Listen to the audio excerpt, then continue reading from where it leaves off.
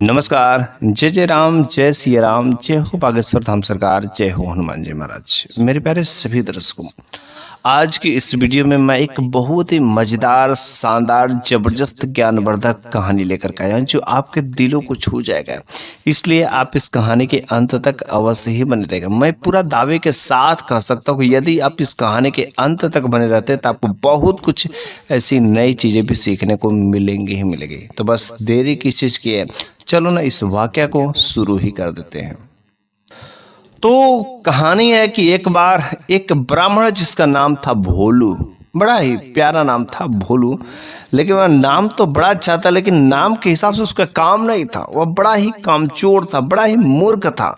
वह दिन भर वह ब्राह्मण था और घर पर ही बैठा रहता था। लेकिन जितना यह मूर्ख था, उसकी पत्नी जिसका नाम मोती था, मोती, और वह जो उसकी पत्नी थी बड़ा ही होशियार थी, बुद्धिमान थी, मेहनती थी। वह भोलू ब्राह्मण दिन भर घर पर ही बैठा रहता था, कभी वह बाहर नहीं जाता था। दिन भर चारपाई पर घर पर यूं ही समय व्यतीत करता था। लेकिन जो उसकी पत्नी थी बड़ी बुद्धिमान थी और वह अपने बुद्धिमानी से इधर उधर से दो चार पैसे का काम जो है कर दिया करती थी, जिससे रोजी रोटी चलती थी। लेकिन एक दिन उसकी पत्नी ने अपने पति से कहा कि देखिए जी, आप दिन भर ऐसे ही चारपाई पर बैठते रहते हैं, शरीर तोड़ते रहते हैं, क्या आपका शरीर दर्द नहीं करता? लोग क्या क्या कहते हैं आपके बारे में, क्या कुछ शर्म नहीं आता? अरे आप ब्राह्मण है, ब्राह्मण, और झूठ मूठ का आप जो कथा कर दे, ज्योतिषाचार कर दे या कुछ कर दे, आपको तो कुछ आता नहीं है। कुछ तो करते तो दो चार पैसे आते हैं। उसने कहा हाँ जी, क्या करूं, मैं तो काला अक्षर भैंस बराबर, मैं तो कभी पढ़ा नहीं, स्कूल गया नहीं, तो फिर मैं कोई काम कर नहीं सकता। नहीं तो कथा बाचना ही, कुछ जो ज्योतिषाकार का, पंडिताई का ही अगर काम करते तो दो चार पैसे बड़े अच्छे से मिल जाते, लेकिन मेरे को कुछ आता नहीं। और अगर बात बाहर में जाऊं तो कहाँ जाऊं, मेरे को मेहनत वाला काम करना बिल्कुल अच्छा नहीं लगता, इसलिए मेरे को ये सब जोर जबरदस्ती मत करो। तो मोती ने कहा कि नहीं जी, अब आपको तो कुछ करना ही पड़ेगा। तो फिर उसने कहा देखो मोती, मेरे को जोर जबरदस्ती जबरदस्ती मत करो, मैं नहीं करना चाहता हूँ, मेरे से नहीं होगा। उसने कहा नहीं, मैं आपको ज्योतिषाचार में बनाऊंगा। उसने कहा ज्योतिषाचार? अरे ज्योतिष जानने के लिए तुम्हें पता है, अरे ग्रहों का, नक्षत्रों का ज्ञान होना जरूरी है। और फिर से अगर मेरी कही हुई बात सत्य नहीं हुई तो लोग तो मेरा सिर जो फोड़ देंगे। ना ना बाबा, मेरे से नहीं होगा। मोती ने कहा चुपचाप शांति से तैयार हो जाइए। करना क्या है, आपको 7 दिनों के नाम याद कर लीजिए, राहु के तो याद कीजिए, कुछ ग्रह याद कर लीजिए, फिर से हिंदी महीनों का नाम कुछ मैं खास खास बता देती हूँ, बस उसको याद कर लीजिए। और फिर जो झूठ मूठ का पोथी पत्र लेकर के बैठिए, उंगलियों पर झूठ मूठ का काउंट करिएगा, ऐसे करिएगा, वैसे करिएगा, कंठी माला पहन लीजिए, देखिए ऑटोमेटिक आपका इनकम चालू हो जाएगा। उसने कहा अरे मोती, तुम मेरे को मरवाएगी मरवाएगी, मेरे को वास्तविक में कुछ नहीं नॉलेज है। उसने कहा नहीं, आप वैसे सुधरेंगे भी नहीं, आपको करना है तो करना है, वरना मैं छोड़ के आपको चली जा रही हूँ मायके, आप रहिए अकेले मेरे से, अब मैं आपके साथ नहीं रह सकती हूँ। अब बेचारा वह भोलू ब्राह्मण उसके आगे, अपने पत्नी के आगे क्या करे। उसने कहा आप जो बस चिंता मत करिए, मैं जैसा कहती हूँ वैसा काम करिए। वह जो एक दिन उसे ग्रह नक्षत्र का नाम याद कराती है, फिर जो है सप्ताह का दिन, हिंदी महीनों के नाम, कुछ जो खास खास चीजें याद करा देती है, और फिर अंगुलियों पे तंत्र मंत्र माला वाला सब चीजों खरीद करके वह व्यवस्था हो जाता है। ठीक है, अब जो कहती है कि देखिए जी, कल से आपको अपना एक काम चालू करना है। उसने कहा अरे यार कैसे करूंगा? कहना कहानी टीका चंदन खूब अच्छे से सज धज के आप तैयार होकर के और पूजा पाठ करिएगा, और फिर जो है आपके पास ग्राहक आएंगे और मैं कुछ लोगों को बता दूंगी। तो वह अगले दिन जो है, जो मोती थी, वह अपने सहेली जो सुशीला के यहाँ जाती है, और सुशीला के यहाँ जाती है और कहती है कि जानती हो सुशीला, अरे मेरे घर पर बड़ा ही गजब हो गया। तो सुशीला ने कहा अरे बताओ बहन क्या बात है, क्या गजब हो गया? उसने कहा तुम्हें नहीं पता है कि आज रात्रि के समय मेरे पति को माता जगदम्बा ने साक्षात दर्शन दिए और मेरे पति को ज्योतिषाचार बनने का आशीर्वाद दे दिया, और मेरे पति जो है अब बहुत बड़े ज्योतिषाचार बन गए। हमने तो उसको सुबह सुबह इतना बतलाव देकर के इतना पूजा पाठ, मैं तो कंफ्यूज हो गई और मेरे को रहा नहीं गया। तो बताओ तुम सहेली हो तो मैं कैसे जो तुम्हें बताना ना भूलूं। और फिर वह सुशीला को बताती, सुशीला भी 3-4 लोगों को बताती, और यह मोती जो रहती है अपने पास पड़ोस में कई लोगों को यह बता देती है कि मेरे पति जो ज्योतिषाचार हो गए, माता जगदम्बा ने आशीर्वाद दिया है। अब यह बात फैल गई, कुछ लोगों को बता दिया, और उसी रात को सुशीला ने क्या की, मोटी तगड़ी थी, बुद्धिमान थी और मजबूत भी थी। तो रात्रि के समय में सुशीला अपने पति को लेकर के जाती है और जो गांव में जिन लोगों के घर पर गाय थी, तो वह गाय जो है किसी का, इस गाय का उसके घर पर ले जाके बांध आई, तो उसका गाय इसके घर पर, किसी का बगीचे में, कहीं पर जो रात्रि के समय में खोल कर लोग ले जा करके बांध देते हैं। अब सारी की सारी बातें पता रहती हैं। अब जो सुबह का मौसम होता है, जब सुबह का समय होता है, तो सुशीला बहन जो है निकलती अपने गाय को चारा पानी डालने के लिए, देखते अरे मेरी गाय तो है ही नहीं। जब मेरी गाय है नहीं तो बेचारी बड़ी हैरान होती। तुरंत उसके दिमाग में याद आता, अरे कोई नहीं बता सकता। तो उसका पति हाल ही में उसका ज्योतिषाचार्य माता जगदम्बा ने आशीर्वाद दिया, और चलो देखते हैं इसकी बात सही होती कि नहीं होती, क्या मेरी गाय को ढूंढ लेगा। बस सुशीला बहन तो आ ही रही थी, तो मोती कहती कि देखिए आपका पहला ग्राहक आ रहा है और आपको कैसे पेश करना है अब आपके ऊपर डिपेंड करता है। जैसे सुशीला आती, इधर खूब भोलू ब्राह्मण टीका चंदन लगा करके हाथों में माला उगल लिए हुए बैठा हुआ रहता है। अब वो पूजा पाठ कर रहा था, तब सुशीला आती है तो कुछ देर इंतजार करती, कहती चुपचाप रहिए, पंडित जी पूजा कर रहे हैं, माता जगदम्बा को खुश कर रहे हैं, माता जगदम्बा का इनका आशीर्वाद हुआ है तो आपको शोर शराबा नहीं, अभी बस 5 मिनट इंतजार करिए। 5 मिनट रुकता है और सुशीला बहन जो है भोलू ब्राह्मण के पास में जाती है, कहती देखिए जी, रात्रि के समय में मेरी गाय जो है चोरी हो गई है और पता नहीं कहाँ कौन कसाई मेरी गाय को लेकर के चला है। और तब तक इतना समय में दरवाजे पर 5-6 लोग और आ जाते हैं और सबको रोक देती बाहर कि अरे अभी जो है आप लोग इंतजार करिए, इसका केस खत्म होने दीजिए। फिर जो है भोलू ब्राह्मण हाथों में कुछ करता है, ग्रादोस को कुछ कापी लेकर के लाइन ड्रा करता है, ऐसे वैसे करता है झूठ में, और फिर जो है कहता कि आपका गाय जो है आपके बगल के तीसरे घर के पास में बंधी हुई है, आप जाइए वहां पर आपकी गाय अवश्य ही मिल जाएगी। सुशीला बहन तुरंत वहां से उठती है और दौड़ी दौड़ी जाती, तो वास्तव में वहां पर गाय रहती है। बड़ी हैरान होती कि कौन यहाँ पर ला करके बांध दिया, अरे कौन है इतना मेरा गाय के साथ में ऐसा किया। वह बहुत ही खुश होती कि चल ठीक है मेरी गाय मिल गई। और ऐसे करते करते जो है सब लोगों का जो बात बता दिया कि आपकी गाय यहाँ पर, आपका गाय इस बगीचे में, आपका गाय यहाँ पर इस पुल के नीचे, ऐसे सारी के सारी लोगों की गाय मिल जाती। बड़ी ही लोग प्रसन्न होते हैं। सब लोगों ने 2-2 चांदी के सिक्के दान में दिए। तो भोलू ब्राह्मण ने कहा अरे आप लोग मेरे गांव के हैं, अरे इसकी क्या जरूरत है, लेकिन आप लोग इतनी श्रद्धा भाव से दे रहे तो मेरे को कोई ऐतराज नहीं है, हम ले लेते हैं। फिर जो एक ही दिन में 20 जो चांदी के सिक्के कलेक्ट हो गए। अब वह भोलू ब्राह्मण अपनी पत्नी से कहता है यार तुम्हारा तो मिशन बड़ा कामयाब है, बड़ा अच्छा है, और देखो एक ही दिन में 20 चांदी के सिक्के, इतना तो कमाने के लिए कितना दिन हमें मेहनत करना पड़ता, और देख तुम्हारे एक चालाकी से। लेकिन यह बात जो है धीरे धीरे कुछ दूर तक फैल गए। लोग अपने रिलेशन में बताए काफी दूर तक फैलती चली गई। तो पास के ही दूसरे गांव में एक जो धोबी था और उसके पास में एक गधा था। उसका गधा जो खो गया था। वह जो धोबी आया, नाम सुना था तो आया, अरे बाबा जी बाबा जी बाबा जी, पंडित जी चिल्ला रहा है। फिर से वह मोती जो है निकली बाहर। तो पंडित जी भी तब तक निकले, भोलू बाबा भी निकले, कहे करे बताओ धोबी क्या बात है। उसने कहा पंडित जी मेरा गधा जो है गायब हो गया, अगर आप बता देते तो बड़ी अच्छी होती, आपको अच्छा खासा गधे के बदौलत में आपको दान भी करता। तो भोलू भी बड़ा चिंतित हुआ, अरे यार उन लोगों को तो रात को मोती और हम लोगों ने गाय का इधर उधर किया था तो बता दी, इसके गधा के बारे में तो मेरे को पता ही नहीं है। तब तो जो मोती बोल पड़ी देखिए आपका गधा जो है कहाँ है, इसके बारे में पता करने के लिए रात्रि के समय में आज माता जगदम्बा से पूछना पड़ेगा। आप मेरे को एक रात्रि का समय दीजिए और अगले दिन आपका गधा मिल जाएगा। जैसे रात हुई तो मोती और ये दोनों लोग बड़े ही चिंतित थे कि आखिर बात क्या है, कैसे उसके गधे का पता किया जाए। या तो हम लोग रात के समय में ढूंढने के लिए निकले। अब इस बेचारा भोलू ब्राह्मण को नींद नहीं आ रही थी और इधर मोती भी बड़ी चिंतित थी, उसकी पत्नी, अरे कैसे क्या होगा। लेकिन ऊपर वाले की करिश्मा देखो, ऊपर वाला भी खुश था। उसके पीछे वाले बगीचे में किसी गधे की बोलने की आवाज आई। अब गधे की जैसे बोलने की आवाज है, तुरंत मोती और ये दोनों लोग उठे और उस बागीचे की तरफ रात के समय गए। तो देखे अरे ये तो वही लग रहा है कि गधा है कि जो धोबी का गायब होगा, और भटकते भटकते देखो यहाँ पर आ गया।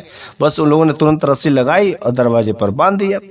सुबह हुआ, सुबह सुबह वह धोबी आया। जब धोबी आया तो कहा कि मेरा गधा कहाँ है? उसने कहा देखो मेरे घर के पीछे जो एक रस्सी में तुम्हारे गधा को बांध करके रखा है।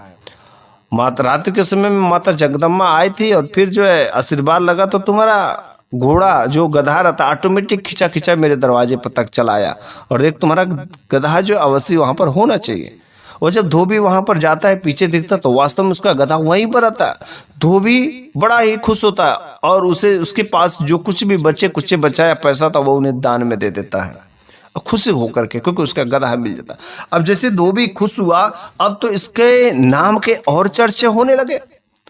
अब यह बात धीरे धीरे धीरे तो जो है उस नगर का जो राजा था, राजा राम सिंह, उनके कानों में यह बात पहुंच गई। करे यार एक भोलू ब्राह्मण है जो अब बहुत बड़ा ज्योतिषाचार है और वह कुछ भी चीजों को बता देता है। फिर जो है उस राजा राम सिंह ने अपने सैनिकों को भेजा और कहा कि जाओ उस भोलू ब्राह्मण को मेरे दरबार में लाओ और उसकी आज जो परीक्षा होगी, अगर परीक्षा में पास हो गया तो मेरे घर का, मेरे इस राजमहल का ज्योतिषाचार बन जाएगा, मेरा सलाहकार बन जाएगा। फिर जो है उन लोगों ने गया और भोलू ब्राह्मण को ले गए। तो भोलू ब्राह्मण अपने पत्नी मोती से कहा, अरे मोती देख, अरे राजा का बुलाहट आया और मैं वहां पर जाऊंगा तो बहुत बुरी तरीके से फंसूंगा। अगर मेरी चोरी पकड़ी गई, मेरा झूठ पकड़ा गया तब तो मैं इस दुनिया से चला जाऊंगा, मेरे को फांसी चढ़वा देंगे। उसने कहा घबराइए नहीं, कुछ नहीं, जो होता है अच्छा होता है। फिर जो है मोती को मोती के कहने पर वह भोलू ब्राह्मण राजा राम सिंह के दरबार में गया। जब वहां पर गया तो उसने कहा कि सुना है कि तुम बहुत बड़े ज्योतिषाचार हो। तो भोलू ब्राह्मण ने कहा हाँ, इसमें झूठ झूठाई की कौन सी बात है, मैं हूं तो हूं और मेरे इतना ज्ञानी तो कोई होगा ही नहीं। उसने कहा चल ठीक है, आज तो तुम्हारी ज्योतिषी की परीक्षा हो ही जाएगी। अब कहता परीक्षा, आज तो मैं बहुत बुरी तरीके से फंसा, अगर आज सत्य नहीं हुआ तो राजा साहब मेरे को तो बस फांसी लगवा ही देंगे। अब तो हे भगवान तू ही रक्षा करना। तो राजा ने कहा देख, हम अपने हाथ में कुछ बंद कर रहे हैं और तुमको बताना है, अगर तुम बता दिए तो मेरा जो ज्योतिषाचार बन जाएगा, वरना तुम्हें फांसी दे दी जाएगी क्योंकि तुम इतने लोगों को झूठ बना रहे हो। बेचारा बड़ा ही हैरान हुआ और उसके मुख से निकल पड़ा, अरे हाय रे मोती, तूने कहाँ मेरे को फंसा दिया। और जैसे ही मोती कहा, राजा ने तुरंत कहा करी भोलू बाबा जी, आप तो वास्तव में बहुत बड़े ज्योतिषाचार हैं और आपने बता दिया कि मैंने अपने मुट्ठी में मोती ही रखा था। उसने तो अपने पत्नी का नाम लिया लेकिन उसने अपने मुट्ठी में मोती दबाया था और उसने कहा अरे वाह, आप तो बहुत बड़े ज्योतिषाचार, आपने बता दिया कि यहाँ हमने क्या रखा है। अब उस दिन से भोलू ब्राह्मण का जो है वहां पर जो बोलबाला हो गया। अब जो है उस राजमहल में रहने लगे, वहां पर हर चीज का सही तरीके से हर चीज होने लगा। लेकिन जो महामंत्री थे, जो मंत्री सब थे, इन लोगों के बातें समझ नहीं आ रही थी। वे लोग जो इसके बारे में पता किए तो बाद में पता चलता करे ये तो भोलू ब्राह्मण बहुत बड़ा मूर्ख था, बहुत बड़ा कामचोर था और ये कैसे हो सकता है, ऐसा हो ही नहीं सकता, कहीं ना कहीं कोई तिगड़मबाजी कर रहा है इसके वजह से जो है, और ये हम लोगों के सामने एक मूर्ख जो है राजा का सलाहकार बने, ऐसा हो ही नहीं सकता। रो जो महामंत्री और मंत्री सब थे ना, हर दिन जो राजा का कान भरने की कोशिश करते थे, लेकिन राजा का तक नहीं है, वो मेरे बंद मुट्ठी में कुछ चीज़ों को बता दे, क्या आप लोग बता सकते थे? नहीं ना। और वो ऐसे थोड़ी है, वो भी ज्ञानी है, आप बात मानिए या ना मानिए। आखिर कैसे उस धोबी का गधा का भी पता किया, हर चीज़ को कैसे पता किया। उसने कहा ठीक है, कभी और मौका अगर एक बार भी अगर झूठ पकड़ा गया तो हम आप लोगों की बातों को मान करके निकाल देंगे। और इस तरीके से 4-5 महीने चलते रहे और हर चीज़ जो सही होता गया। अब तो जो उस भोलू ब्राह्मण की पत्नी मोती थी, वह भी कभी कभी राजमहल में जाती थी और वहाँ पर रहती थी, फिर से चली आती थी। लेकिन जो एक बार भोलू ब्राह्मण जो राजमहल के गेट से गुजर रहा था, तब तक जो है वहाँ पर सुन लिया कि जो महामंत्री है, कुछ मंत्रीगण है, राजा से कानाफूसी कर रहे, बातें कर रहे थे। और वहां पर वो सुन लिया कि अरे राजा साहब, ये जो भोलू ब्राह्मण है कोई ज्योतिषाचार नहीं है, यह तो बहुत बड़ा मूर्ख कामचोर था और दिन भर घर पर बैठा रहता था। अब बात मानिए, यह आपको उल्लू बना रहा है, यह कुछ नहीं है, कोई ज्योतिषाचार नहीं है। उसने कहा ऐसा नहीं हो सकता। राजा मान नहीं रहा था, लेकिन राजा के भी कानों में इसकी बात भर करके शक कर दिया जाता है। और यह जब बात जो भोलू ब्राह्मण सुनता है, तुरंत उस रात को अपने घर पर मोती के घर पर जाता है, मोती के साथ घर पर जाता है और मोती अपनी पत्नी से कहता है कि देखो जी कि राज दरबार में महामंत्री सब और मेरे खिलाफ जो चाल चले, अब देखो मेरी चोरी पकड़ी जाएगी। इस कारण से अब तुम ही बताओ कि मेरे को वहां से कैसे मुक्ति मिलेगी। सच से मेरे को वहां से उस जाल से निकाल दो, वरना राजा साहब किसी दिन मेरी चोरी पकड़ी जाएगी तो मैं जो है कहीं का नहीं रहूंगा, मेरे को फांसी लगा देंगे। मोती को भी थोड़ी सी चिंता होने लगी, कहीं घबराइए नहीं, ये जो महामंत्री इसको भी सबक सिखाना पड़ेगा, वरना ये आपका पीछा नहीं छोड़ेगा।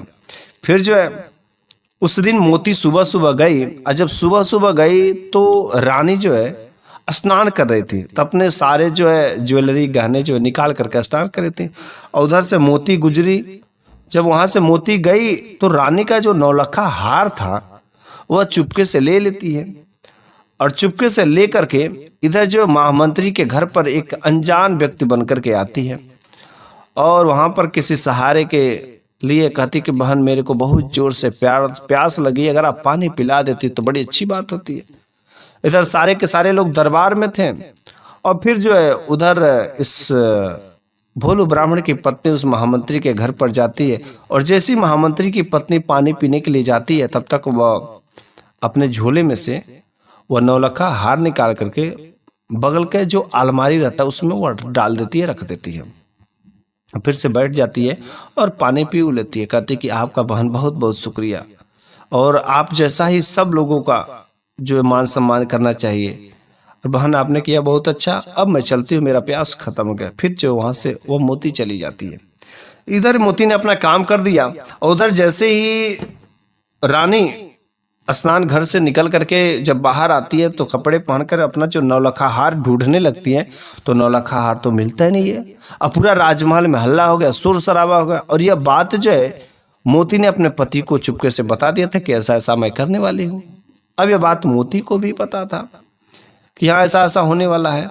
तो फिर जो है अब यह बात राजा साहब के कानों में चली गई, और राजा साहब के कानों में जैसे ही यह बात पता चलती है तो राजा साहब को तुरंत याद आता, करे कहो चिंता की बात नहीं, आपका हार जो मिल जाएगा। अरे मेरे नगर में, मेरे राजमहल में एक बहुत बड़ा ज्योतिषाचार्य है भोलू ब्राह्मण, और वो आपका हार तो चुटकियों में बता देगा। फिर भोलू ब्राह्मण को बुलाया जाता है। अब भोलू ब्राह्मण झूठ में आता है, कापी किताब कलम कापी इधर उधर खींचता है, हाथों गिनता है, इधर उधर उंगलियों को करता है, और फिर जो है तुरंत उंगली जो है महामंत्री की तरफ दिखा देता है। राजा कहते अरे ब्राह्मण जी क्या आपको पता है ज्योतिषाचार्य जी आप अंगुली किसको दिखा रहे हैं? अरे वो महामंत्री है, महामंत्री। उसने कहा अरे महामंत्री है तो क्या हुआ, वो इंसान नहीं है, उसके अंदर दिल नहीं है, उसके अंदर लालच नहीं है, उसी ने आपका रानी का जो हार जो है चुराया है, उसी के घर पे है। उसने कहा नहीं नहीं महामंत्री है, वो ऐसा काम नहीं कर सकता, मेरे को उस पर सबसे ज्यादा भरोसा है, विश्वास है, वो ऐसा हरगिज नहीं कर सकता। महामंत्री कहता अरे तुम जानते हो क्या कर, मैं चोरी कर सकता हूँ? अरे मैं ऐसा हरगिज नहीं कर सकता, कुछ भी नहीं, तुम झूठ बोल रहे हो। फिर जो है महामंत्री को लेकर के वह जो है राजा, और ये भोलू ब्राह्मण कहता है कि चलिए अगर आपको विश्वास नहीं हो रहा तो चलिए उसके घर पर, महामंत्री साहब के घर पर चलते हैं। महामंत्री भी अपने साथ में राजा को और फिर इस भोलू ब्राह्मण को लेकर के चलता है। वहां पर महामंत्री जब की पत्नी दरवाजा खोलती है, और दरवाजा खोल करके कहती करिए आप लोग यहाँ पर, अरे आप कहे होते कि घर पर अगर मेरे से मिलना है तो मैं ही चली आई होती, राजा साहब आप यहाँ पर क्यों आए? उसने कहा आपके घर में मेरी पत्नी का अर्थात रानी का नौलखा हार जो है, और ये भोलू ब्राह्मण ने ऐसा भविष्यवाणी किया।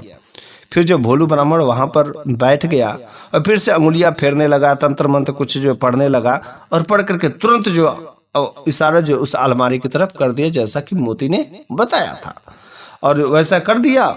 और राजा साहब के सैनिकों ने जाकर के जब उस अलमारी को खोला तो अलमारी में कपड़े के नीचे जब देखा तो वास्तव में रानी का नौलखा हार वहीं पर रखा हुआ था। महामंत्री भी देख करके बड़ी हैरान हो जाता है, आखिर कैसे? महामंत्री की पत्नी भी बड़ी हैरान हो जाती, चकित हो जाती है। अब यह दृश्य देख करके राजा को महामंत्री पर से भरोसा उठ जाता है, विश्वास उठ जाता है कि मैंने तेरे पर सबसे ज्यादा विश्वास किया और तूने मेरे साथ में विश्वासघात किया। अब तेरे को अब जेल खाने की रोटी तोड़नी पड़ेगी, अब तेरे को छोड़ूंगी ना। अब तू महामंत्री नहीं, महामंत्री तुरंत उस पद से निकाल देते हैं। लेकिन अब तो उसकी चोरी पकड़ी जाती है। अब इधर जो भोलू ब्राह्मण रहता है, किसी तरीके से आज तो इसका मुक्ति मिल जाती है, लेकिन उस रात को अपने घर पर अपनी पत्नी के पास में जाता है, कहता है कि प्रिय, मेरे को जल्द से वहाँ से मुक्ति करा दो, कोई ना कोई तरीका से मुक्ति करा दो, मैं वहाँ पर अब नहीं रहना चाहता, किसी दिन मेरी सांस अटक जाएगी, तुम्हें पता नहीं कि तुम मेरे को खो दोगे। मोती ने भी कहा ठीक है, अगर आपको वास्तव में अब मन नहीं करा, बहुत रिस्की है, तो मैं भी कुछ चाल चलती हूँ। और अगले दिन जो है वो उसको फटे पुराने कपड़े पहना करके जो उसी घर में बैठा देती है। जब बैठा देती है तो वह मोती जो है रोते रोते रोते जो है राजमहल में जाती है। राजमहल में जाती है तो राजा ने कहा, अरे क्या हुआ, क्या हुआ, क्या बात है, अरे आप इतना क्यों रो रहे? उसने कहा, राजा साहब बड़ा गजब हो गया। उसने कहा, अरे बात क्या है, क्या गजब हो गया? उसने कहा, पता नहीं, रात्रि के समय में मंत्रों को पढ़ रहे थे और उनसे हमें लग रहा है कि मंत्रों से कोई चूक हो गया महाराज, और वे पागल हो गए। ऑटोमेटिक घर पर देख रहे उनकी हालत कैसी है, फटे पुराने कपड़े पहने, पागलों जैसा बर्ताव कर रहे हैं। और जब वास्तव में राजा और राजा के सैनिक आकर के देखते तो बिल्कुल पागलों जैसा वह बर्ताव कर रहा था। उन लोगों को भरोसा हो गया कि वास्तव में अभी जो भोलू ब्राह्मण है पागल हो गया है। अगल बगल के लोगों को भी यह सूचना दे दी जाती है कि वह ज्योतिषाचार्य नहीं बल्कि वह पागल हो चुके हैं, उनका दिमाग हैक कर चुका है, माता रानी का साप लग चुका है। और इस तरीके से फिर से जो भोलू ब्राह्मण अपने असली जीवन में आ जाता है और फिर से धीरे धीरे अपना जीवन यापन सही हो जाता है। लेकिन उसको जो पैसे कमाने थे, इस तरीके से पैसे भी कमा लिए थे, उसका जीवन यापन अब तो सही से गुजर जाएगा। तो बस मेरे प्यारे सभी दर्शकों, आज की ये कहानी आपको कैसी लगी है कमेंट बॉक्स में ज़रूर बताइएगा। यदि अच्छी लगी हो तो आप अपने तक ही सीमित न रखें बल्कि अन्य लोगों के पास भी शेयर जरूर करिएगा। अगले वीडियो में मैं फिर से कुछ ऐसी ही नई कहानियाँ लेकर के हाजिर होता रहूँगा। तब तक के लिए धन्यवाद।